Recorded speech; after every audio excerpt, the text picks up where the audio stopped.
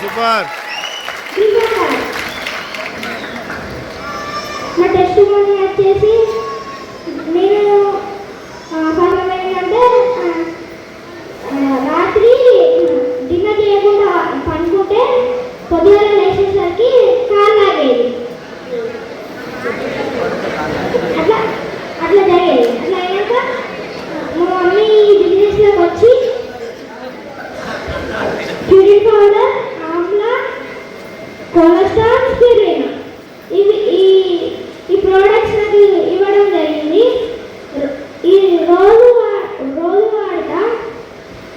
నేను ఒకటే విషయం చెప్పాలనుకుంటున్నా ఆ లీడర్స్కి. ఓకే.